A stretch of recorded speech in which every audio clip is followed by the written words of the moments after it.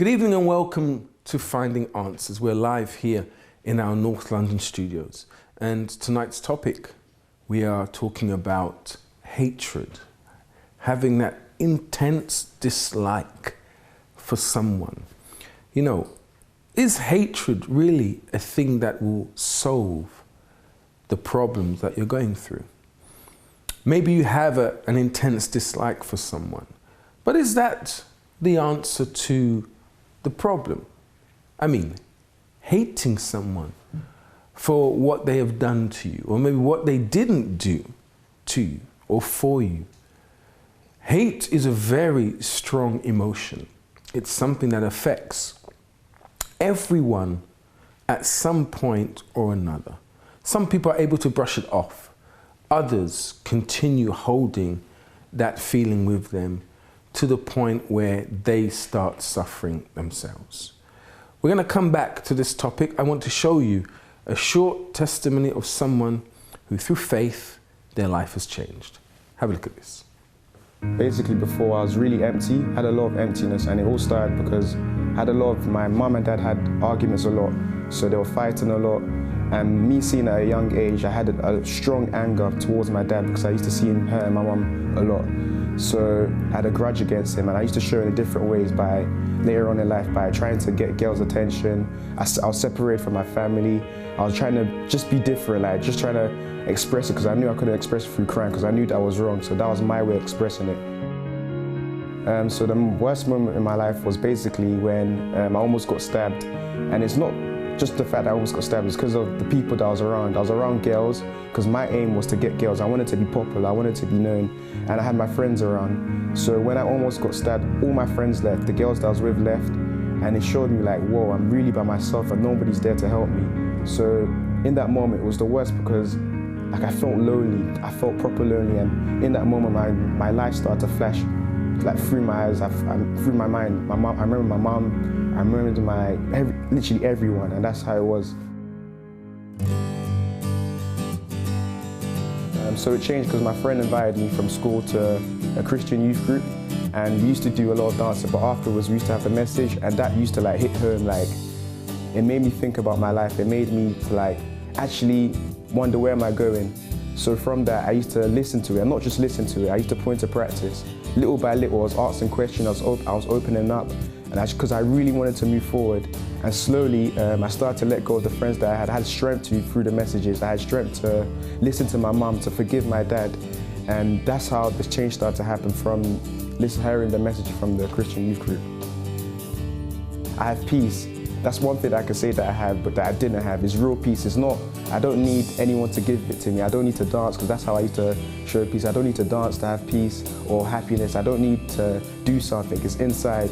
I'm a different person now. My family sees it. I'm cool with my dad. Me and my dad are really together. I don't have the grudge against him. My family's together now. My brothers, I'm working. I'm in university, so things are moving forward, and the truth is, it's only going to get better.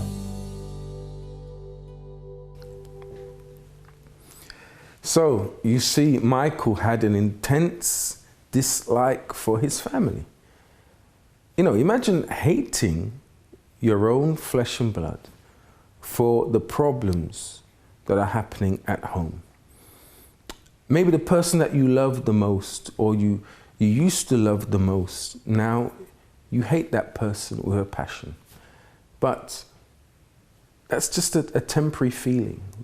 Deep down, you want to make up, you want to speak with that person, you want things to move on, but maybe there's this hatred there's this anger inside you. Maybe you have this hatred for a colleague, your manager, an associate.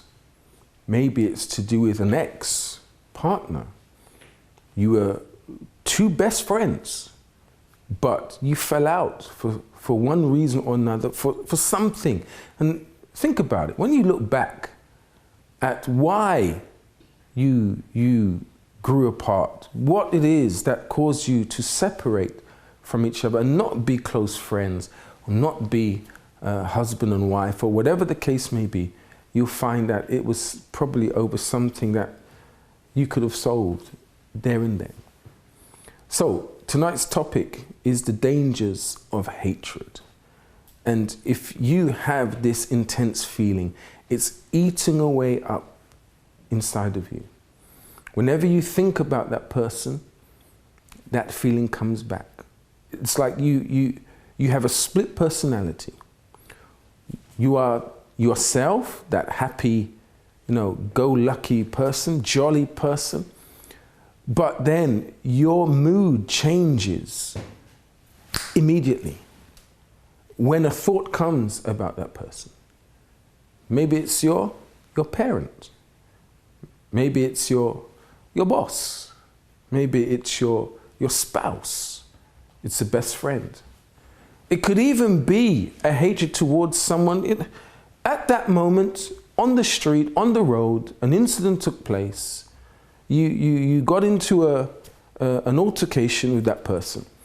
And now you see that person and you hate them. You avoid that person, or you're always in confrontations with that person. Is this the way that you want to live your life? And maybe it's not one or two. Maybe there are different people that you are hating. Is this what you want for yourself? Do you want to keep this emotion inside of you? Maybe your health is deteriorating because of it. Maybe your heart is suffering because of it. You've got high blood pressure because of this hatred. You are on medication even. It's got that far that you're on medication to try to calm your nerves. Well, on tonight's program, you're going to hear another real life story of someone who had hatred. Real intense hatred. Actually, she had a real intense hatred for men. And I won't go into her story just yet, but you'll find out from her mouth, her own mouth, about this hatred. And if you want to learn how faith can help you in this, I know you might say faith it's old-fashioned, it's boring, it doesn't work. Well, have you tried it? Here on Finding Answers, we give you the opportunity to try and use your faith. And if you do, you'll be surprised the results that can happen because of your faith. Everyone here on Finding Answers, whether you tune in on Monday, Tuesday, no matter what day of the week, that person has used their faith to get over life's problems. And tonight's subject is no different. If you want to be with us for the next 50 or so minutes, then you will learn how faith helped her to move on with life. So if you have this hatred, think of the person now that you dislike so much. Just think. What's running through your mind now? What's happening to your physiological body now? What's happening to it? Is your heart beating really fast? Do you want to even turn the channel because you don't want to think about the person? You don't even think about, this topic altogether. Maybe you're getting angry. Maybe a song, a smell, the mere mention of that person's name triggers off your anger inside. How can you live like this? You can't. So we want to help you be free from this tonight. All right? If you would like help on this subject of hatred, then we have our number that you can call. It's there on your screen. It's 0207 686 6300. That's 0207 686 6300. You can give us a call and speak to someone who will be able to help you, even if you would like a prayer to help you rid yourself of that anger, grudge, hatred. Maybe you have thoughts of even taking that person's life. It was that so intense, that's your thoughts that you want to end that person's life. Then give us a call. I'm sure you don't want to do that. All right? So the number's on the screen and it will be on the screen throughout the program tonight. If you want to send us an email, you can send it to help@findinganswers.org. findanswers.tv. If you like to send a tweet, that is at findanswerstv. And you can catch up on our programs on YouTube. You just search for our channel, Finding Answers, and you can watch past programs of all of our guests who used their faith to overcome life's problems. Okay, I encourage you to have a look there and see some of the stories that have been posted. Okay, now we're going to go for a break. And when we come back, you're going to meet my guest for this evening. She's going to be sharing her story live in our studios. We'll see you right after this break.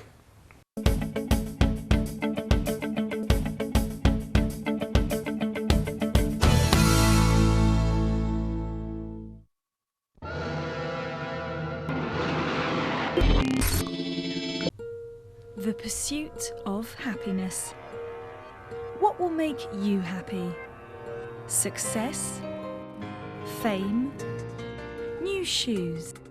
Financial security? Love? Education? Independence? Family? Sometimes in the pursuit of things we think will bring us happiness, sometimes we fail to see that we aren't happy, or we never find it. We live in a world of people. Rather than pursue things to make you happy, what if we all worked to make each other happy? Wouldn't we all be happier?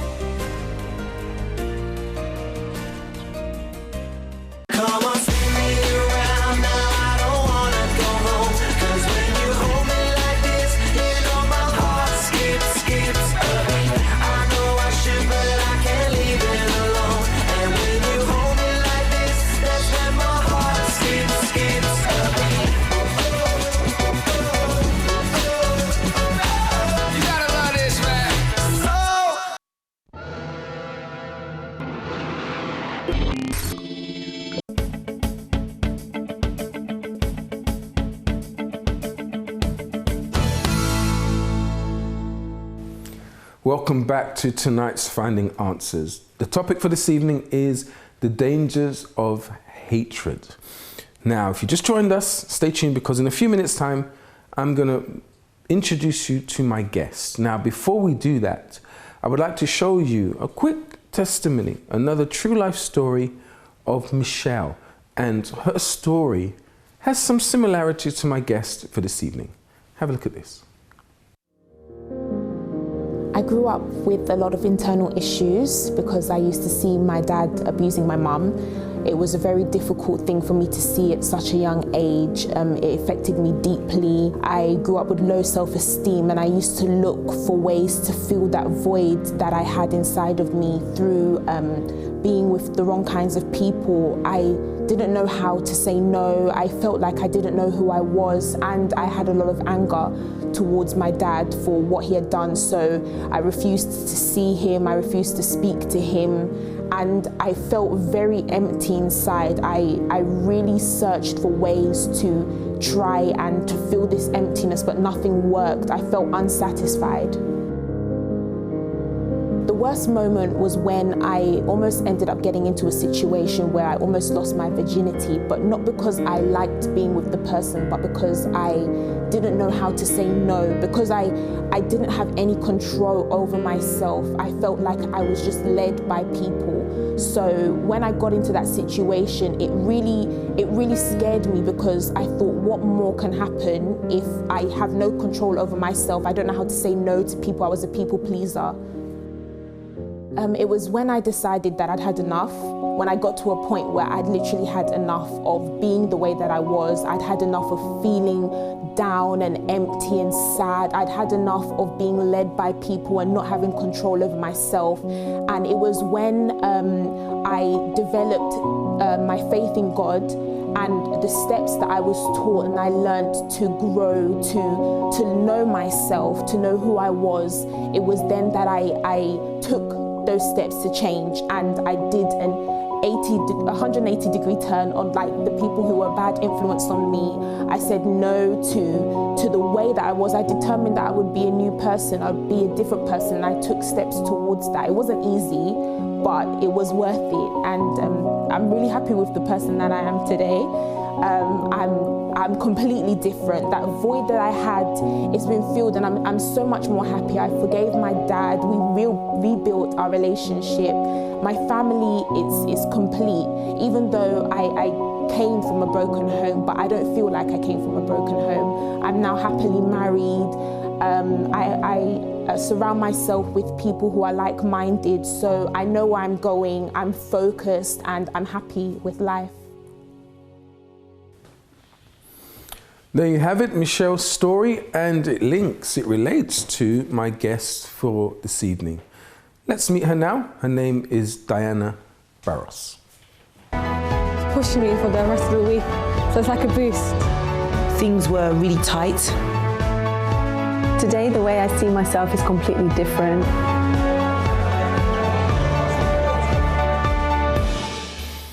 So my guest for tonight is Diana. Hi Diana, how are you? Hello. Thanks for coming and sharing your story with us tonight. Now, hatred, a very strong emotion, but something that you had from a young age. Yes. Tell us about that. Okay. So from a very young age, I always had a strong affection towards my dad. I would always be close to him. I wouldn't have any problems whatsoever. But I always saw my dad coming in and out of the house with, he was actually a married man. And my mum was well aware of this. But I thought my dad would be able to love my mum so much that he was able to stay with us at home.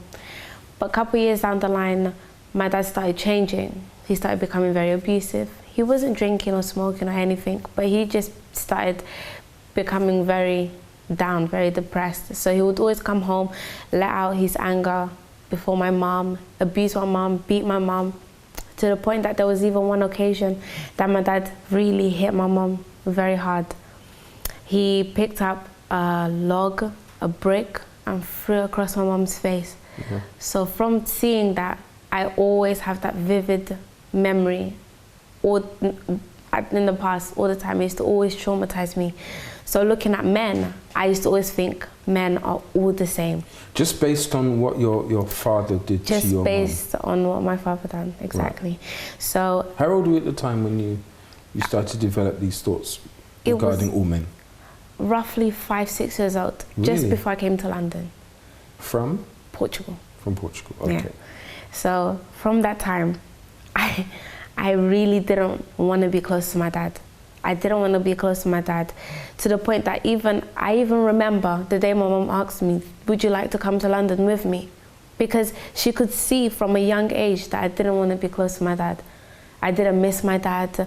If I didn't see my dad for the past 3 months, I didn't really care, because I was always used to being with my mom at home. My dad wasn't there. He was always with his wife and his other children. So I was always like the child that was in the background. Right. So he didn't show you kind of any affection? After a while he didn't. Right. It stopped. So I was used to not having him around. And when I would see him around, it was just like, I don't want you. Right. I don't really want to be close to you. And when I was next to him, I just wanted him to leave very quickly. So I was always very attached to my mom or attached to my brother, or I would go and play outside, make up any excuse, because I remember this very vividly. So, would you say that it was hatred towards him? Yeah, definitely. Your own father? My own father. Right. Definitely. So you decided to come to the UK with your mum? Yeah. And, how old were you then? I was 6. 6. So, as a 6-year-old coming over, did you think, I'm going to be away from him, it's going to be different now? Yeah. When you came to the UK and you settled down, how was that feeling towards, not just him, but actually it was all men? It was all men. Describe that, tell us about it. Okay, so the only man that I would always feel comfortable around was my brother. It came to the point that I was even a tomboy, because I wanted to be like my brother. I didn't want to be next to any other male and anyone. So when I moved to the UK, I felt very comfortable being alone with my mom and my brother, and it was a great sense of freedom. until when another man walked in to the family, and he became my stepdad. Right. From there, I really didn't like it. I didn't like the fact that there was another man taking my father's place, which was very ironic because I didn't You like didn't like your father anyway. And then seeing another man, I should have technically liked him. I should have forgotten about my father. But that kind of showed that he's replacing my father, so you still had those feelings for your father. Yeah, of course. Right? Of course. So your stepfather was now on the scene.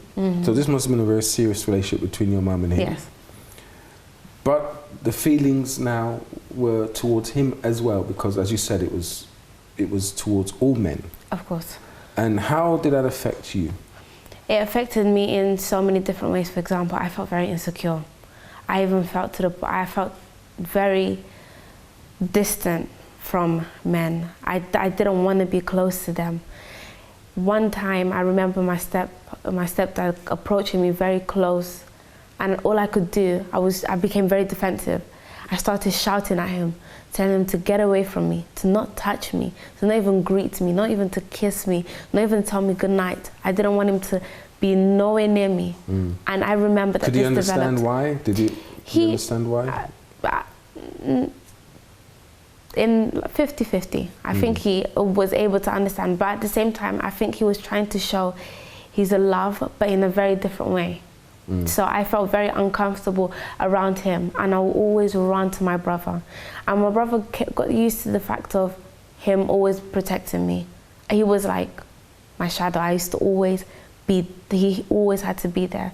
That's how I felt comfortable. How was your brother towards your stepdad? My brother he always had my back. He was very cold towards him, very cold towards him. So I remember there was a time that I didn't want to be close to my stepdad, and I wanted to be far away from him. I didn't want him to touch me or anything. And I remember my brother just shouting at him, threatening him, if you touch my sister or come close to my sister, I will hurt you. And my brother saw the fear, but this was all behind my mom's back. My mom would never be able to see this. So I was going to ask you, your mum obviously didn't know about anything, as you're saying? Nothing. She never and knew. Your stepfather didn't mention anything to her? Never mentioned anything. Right. Yeah. So, how did it affect you in terms of other areas of your life? This was in the home. You know, you would take it to school. Yeah. How did it affect? Because, you would have to have mixed with boys. Yeah. Male teachers, other males. So, how did it affect you? I was always into fights with boys at school, always. So as I grew up, I didn't get into fights as much. But when I was like 9, 10, 11, I was always in fights with guys. I always wanted to be that dominant girl. I didn't want any guy to approach me, or any guy to even think to themselves, oh, I can bully her, or I can touch her, or I can approach her and she could be like, I could have feelings. I would always threaten the guy to the point that I would always show them, you can never have feelings towards me. Because if you have feelings towards me, I will hurt you. I won't allow you to have anything towards me. I won't allow you to think you have a chance. So it wasn't hurt you in a physical way? Was it more in an emotional, a mental way, right? If you could hurt them physically, probably you would. So, you must have got abuse from guys because of that that kind of defensive nature that you had. Yeah, and I was very angry towards them. And even it came to a point that guys would always try to get into fights with me, and I would never allow myself to lose. Even if I was bleeding, it even reached a time that I was excluded from school. In many occasions, I was always put in unit. I was always put in a separate class to everyone else, because that's called a unit. A unit. That's where I was always. So did the teachers didn't come say, well, you're the female, you're the weaker sex or whatever it is. Weren't the boys punished? The boys were punished, but I was always punished more. I was always excluded. The boys were always left to stay in school or get like some sort of detention, some sort of punishment in school, while at home I was suffering the consequences with my mum, because I wouldn't exactly speak to her, tell her exactly how I felt. But did your mum know about what was going on in school? At school, yes. Behavior? At school, yes. She did. And you know, she must have thought, why, Diane? Why? What's happening? Not knowing what really was happening. There was a deeper root. Yeah. You never expressed that then to your mum. Okay. So in terms of that affected you at school, what about you internally? Internally, I became very bitter, very cold. I was extremely proud. I didn't want to show any sort of emotions towards anyone or any sort of affection. And when I would you be open with girls? I would. You have girlfriends and stuff? Yes, be open with them? Sometimes I would, and I had trust issues. I didn't want to be open with everyone. I was that bubbly kind of girl, happy and everything, but inside I was very, very cold. With girls, I would be one way. With guys, I would be another way. It was like I had a split personality. So I decided to just be this tomboy to feel comfortable in my own skin, but really deep inside, psychologically, I became very, very, very narrow-minded. That's what I wanted to do. That's how I was going to be. No one could change me. I became very insecure within myself. I thought I was this fat girl because when I was young, I was quite fat. I felt insecure. I felt like I wasn't part of the pretty girls or the crew, or I just didn't feel like I was involved in it. So you had low self-esteem. Did you kind of value yourself? No. There was no confidence? There was no confidence in you at all, but you portray this tough like image. Yeah, but I was a very shy girl. Right. Very shy. Were there any areas that were affected, or is this it? This was mainly this was the main parts. Right. This was basically the main parts. And I can also say within my health, it did affect my health. I remember when I was quite young, because I used to be quite angry, very angry, I would have like respiratory problems. So I wouldn't be able to breathe properly. And I used to always be rushed to the hospital. What did they say it was? Was it anxiety attacks? Was it like, I don't know, asthma? What they would say it was asthma, symptoms of asthma. Right. So they gave you the pump inhaler. Did it work? No. Right. It only worked for a little while, but I would always go back into my old ways. So I was mentioning that when you have hatred towards someone, doesn't matter who it is, it can even affect your health, as Diana just mentioned. And maybe you are affected psychologically, you are affected emotionally, you are affected physically, right? It's affecting the relationships that you have with other people, because they can't explain why you're going through or why you're acting in the way that you're doing. Now, there's a root to that, right? There's a root. I don't know if it's something that someone did to you. And maybe it's not that someone did to you. Maybe you were bullied. Maybe you were abused in some way. But there's always a root to the actions and behavior of that person. And we want to help you discover that root and try to get to the root and solve it. So you don't have to carry this anger with you as Diana did. Now, after the break, you're going to hear how faith helped Diana. Can I just ask how old you are, Diana? 20. 20 years old, right? 20 years old, gone through all of this. And maybe you're twice her age, 3 times her age. And you've tried more than 20 years to get rid of this anger and hatred, but you don't know how to. Maybe you've tried lots of different therapies, lots of different Eastern traditions, right? Things there to calm your nerves. Maybe you try breathing exercises. Maybe you've tried a hobby. You try to exercise to get rid of the stress right? Forget about what that person did to you. But you can't. It's still there. Well, Diana has found a solution.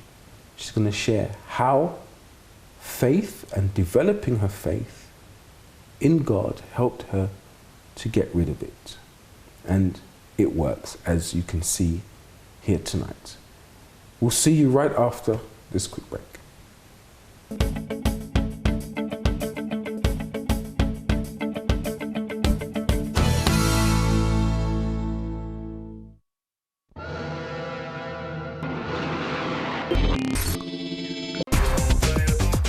Where DKW a different kind of woman. So I want to find out if you might have dyslexia. My memory's not too good today. And it's almost like you have to be this superwoman. Years and years ago when I watched Titanic, and obviously My Heart Will Go On came on, and it just brought me back to that time. And I was with 4 other sisters. Lord have mercy. So you know how they were. You're not gonna go over there and say nothing. Come on, a little closer now. And let me know that you're mine. Woo! It's going to be your turn to do your macaroons. No competition. We're here at Britain's Top Designer 2015.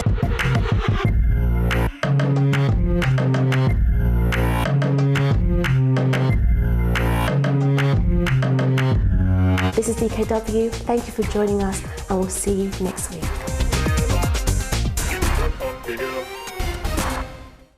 Hi everyone, I'm James. And I am Helena. Join us here every Saturday at 3 p.m. for Love Talk, the show that teaches you how to love intelligently. On my channel, Sky 203. See you there. Love Talk on my channel, Sky 203, every Saturday, 3 p.m.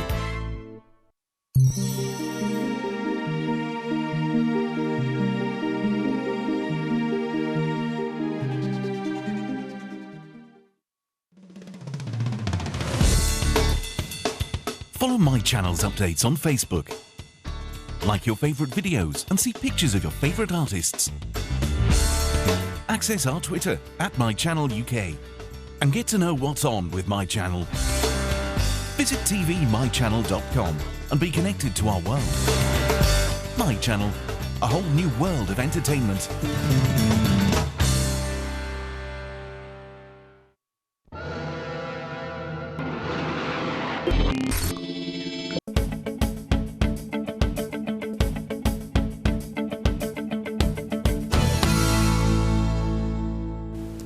Welcome back to Finding Answers. Tonight's topic is the dangers of hatred. And if you were with us, you've heard Diana's story of how she had hatred not only for her father, but also her stepfather, and how it caused lots of problems internally as well as in other areas of her life.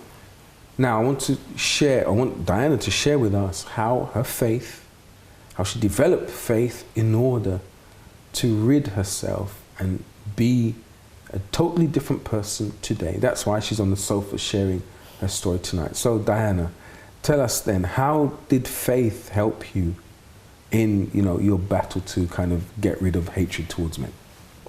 So when my mum came along to her place of worship where she started attending, I started seeing changes inside of her, because my mom was also an angry person. So when I came along to her place of worship, I learned to understand this was faith. This was something completely new. So your mum had issues with anger as well? With anger, yeah. Right. Definitely. And I know you didn't mention about your mum, but what kind of things, how was her behavior at home? She had a quick temper. She was never patient. Right. No sense of control. She was the type of mom that she will pick up anything and just throw at you at any moment. Yeah. So. And probably because my mum had the same problem. Yeah. She's going through problems, which I'm sure your mum was going through problems. And when you don't know what to do when you're going through problems, the quickest thing to do is to shout or to, lash out, or as your mum did, throw things. Yeah. So you know, they don't want to obviously be like that. No, definitely. But your mum went along she found a place of worship, started going there, and she got help. Yeah. And how soon did you start seeing a change in her? How soon afterwards? I can't exactly say a time duration, but what I could say, it was a step by step at home. For example, she was cooking for us. She would always cook for us, but it was like little things, as she would set up the table, or she would just decide to clean our room, or decide to just buy a little gift for us. And that's something that she didn't do, those things she didn't do before? No, she wouldn't do it. And when she would, it was like she was demanding from me. Like, she bought you something, but tomorrow she'd be like, where is it? Where is it? But she wasn't like that anymore. She became more patient. She became more loving, more caring, more affectionate towards me. So that's something I enjoyed seeing in her. So when I came along, I decided to come to the place of her worship. I didn't believe in it at first. I was very hesitant. So why did you go along then? Because I thought it would be quick. I would be quick to change, because I knew what I was going through, but she didn't know what I was going through. So you're going there for a solution for your problems. Right. But I ended up leaving. Really? A couple of times. Yeah, why? So, because the fact that I had hatred towards men, I didn't like the fact the pastor was a male. It sounds silly, but this is how deep it was. I would feel so bored looking at the pastor. I would even fall asleep in his services. I didn't care about what he was saying, because I didn't think I could relate to him. I didn't think he could speak to me or help me in any sort of way. So when I decided to come... So you didn't leave once, you left twice? 3 times. 3 times? Three times. Yeah, things do come in threes, right? So you left. Yeah. But then when you eventually came back, what made you stay that time? Well, it was the youth group. The youth group that was actually there. They helped me, they motivated me, they allowed me to understand that I could change. So when you left, for the 3 times that you left, you still had the issues inside you, right? Yes. So you went along, you joined the youth group. Yeah. And what did you learn there? Whether it was in the youth group or in the main services, meetings that were going on, how did you learn to develop your faith? So within the youth group, I first learned to understand that I'm not the only one that's suffering, that I'm not the only one that's going through problems, or I'm not the only one that's going through situations that people haven't dealt with. And I started seeing youths that were my age. So at the time I was 15, 16. When I came, I started seeing youths that were in their lowest point, and I started seeing them getting a job, being close to their parents, having a relationship with themselves, within themselves. So I started seeing that, and I saw, okay, if they can do that, I can do that. And within the service, what I started learning is understanding who I really am and who I could be. And that was? Someone great, someone happy, someone that deserved to receive some sort of change. So it was very motivational, very inspirational, and I genuinely enjoyed it. I enjoyed every moment of it. And when I learned to understand, I had to build my faith step by step. I started taking the steps to How do you build your faith? I mean, we keep saying here, you're going to learn how this person used their faith to overcome their problems. So this person that doesn't have a faith, they don't believe in God. Well, of course, you said there were prayers. I'm sure you prayed. But what kind of other steps were there? What did you have to do in order to develop your faith, in order to change and see the results that you wanted? So from what I took and from the advice that I received, ways that you could build your faith is by understanding that firstly, you need to be able to change. You need to be able to believe in that power that's above, that's so strong, that believes in you so highly. I learned that within my faith, I had to understand that I had to put everything aside and look to this God, look to this power that was above, that was willing to help me.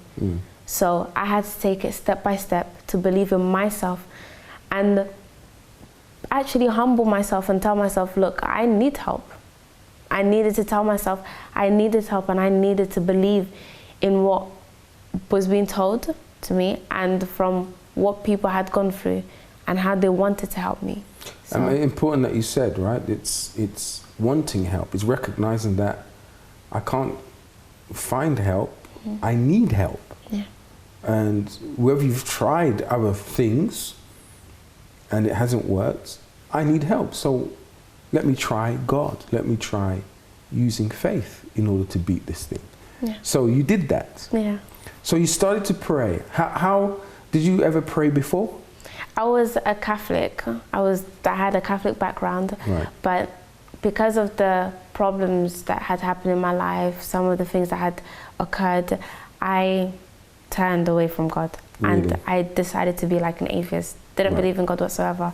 That's why it took time for me to actually give myself to God completely. Right. So as you said, you saw the change in your mum. Mm-hmm. And of course, God was probably working, definitely working in your mum, right? Definitely, yeah. And of course, her change, helped you to come along and try God as well. Yeah. So you started praying. Tell me, okay, prayer alone is not going to work unless it's backed up with some sort of action. Mm-hmm. If it's just prayer alone, then it's religion, because there are major religions. People pray, not much happens. But when you back up prayer with action, then there comes the faith. Faith in action, faith that brings results. So there was the prayer, but it didn't just end there. You must have done something to see God start working in and through you. So what practical things did you do? Firstly, one thing that I could definitely remember that I will never forget was actually picking up the phone to call my father. And because I hadn't seen him in a long time, and every time he would call, I would always rush him on the phone, and I didn't want to speak to him. I would always throw the phone to my mom and tell her I don't want to talk to him. I decided to speak to him on his birthday. On your own accord? Your own will? Yes. Yeah. And it was it was so nice speaking to him that I didn't want to end the conversation.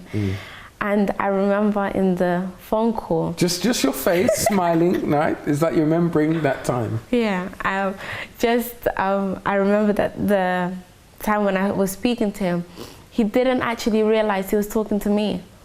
He thought he was talking to my other sister, to his other daughter, and I was hurt from that. But I didn't hold it in. I just said to him, it's fine, don't worry about it. Yeah. And I remember just saying to him, I love you. After such, because he would always say to me, I love you. But I always be like, okay. Yeah. But just hearing him say, I love you, it was like I took that action of faith to say, I love you back. And I meant it. And it was sincere, it was honest.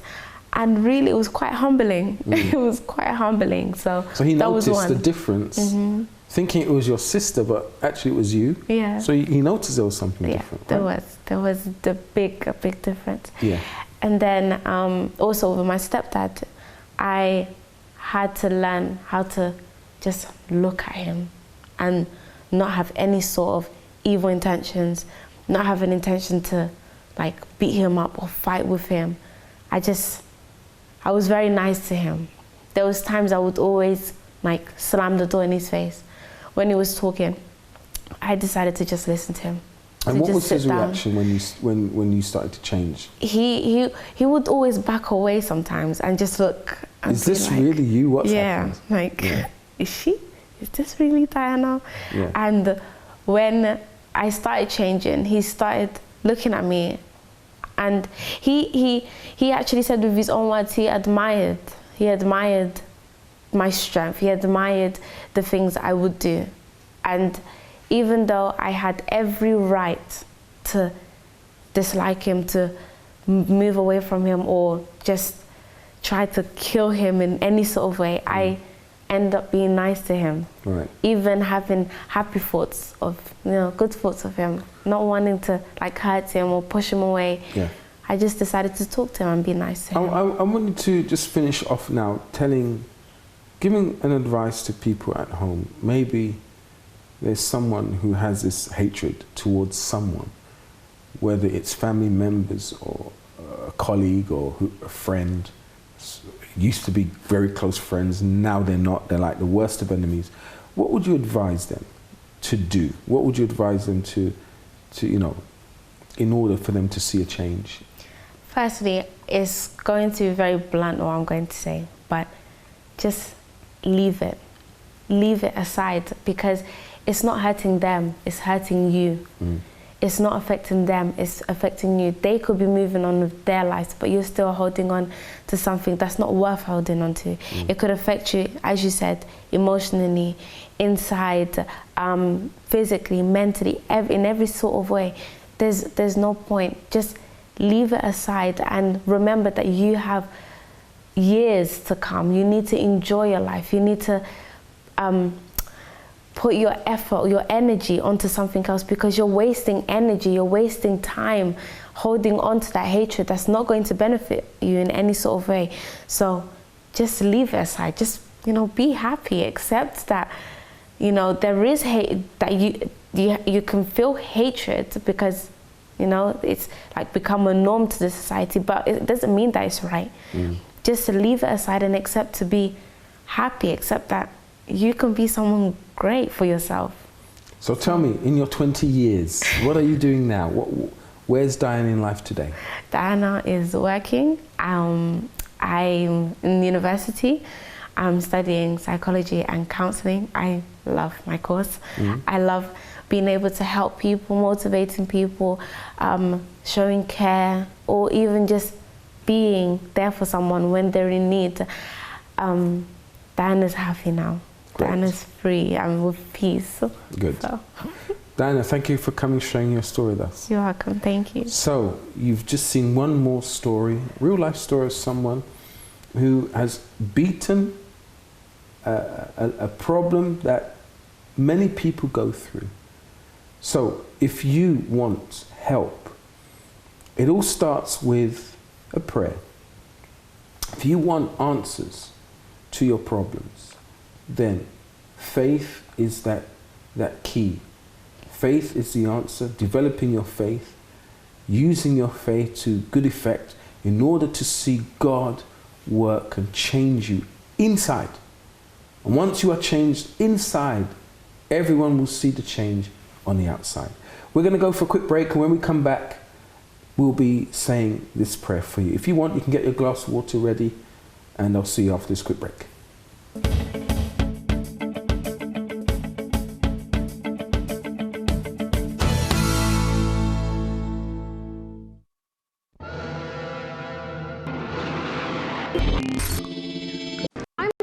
And my show is all about improving your mental health and being happy. Join me every Monday, Wednesday and Friday at 10 p.m. on my channel Sky 203.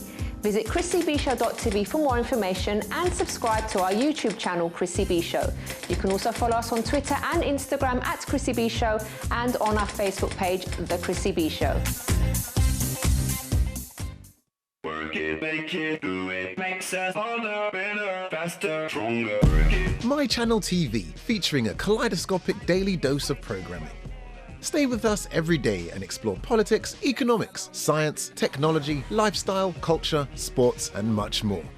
We're here to amuse you, to keep you updated, and to keep you company. We're My Channel, your channel on Sky 203.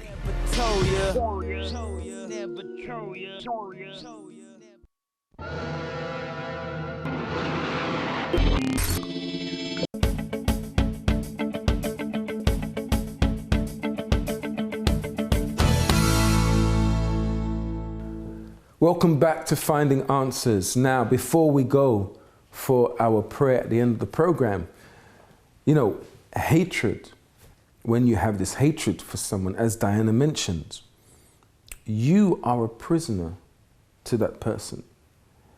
Though that person who done wrong to you has moved on, with their lives, but it's like you have a link to that person.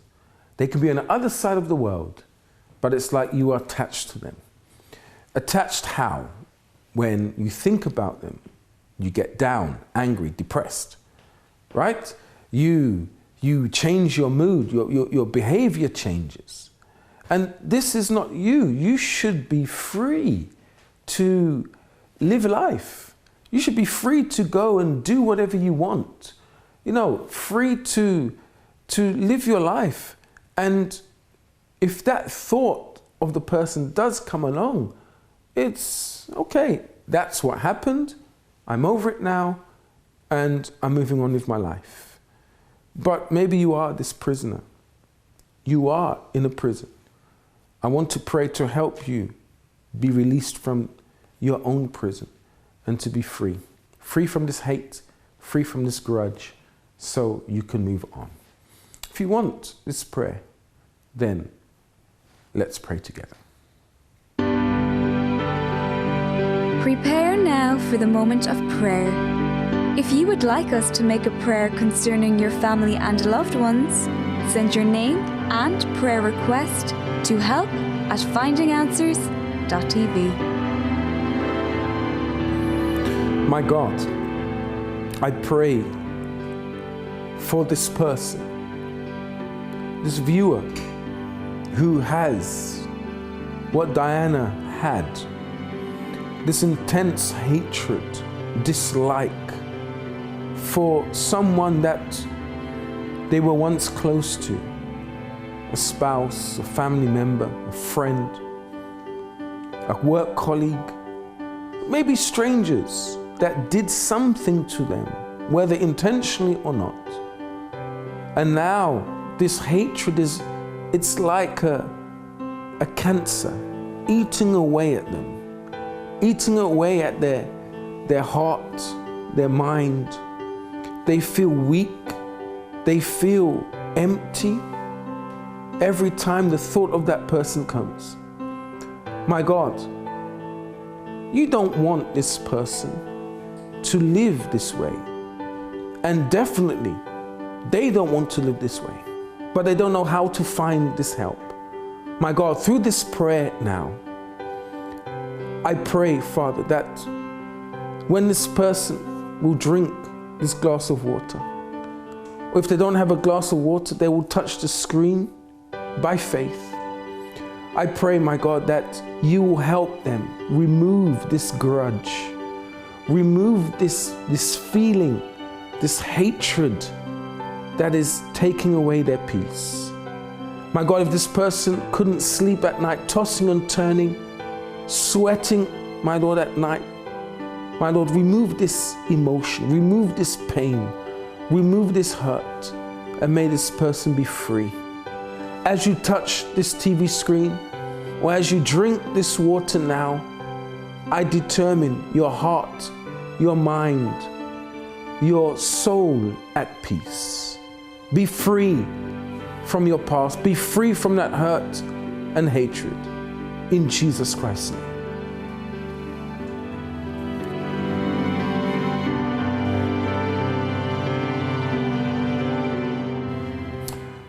You are a new person. I believe that. Now, what do you need to do from today, from now? You are going to start thinking positively about the person. You will pray.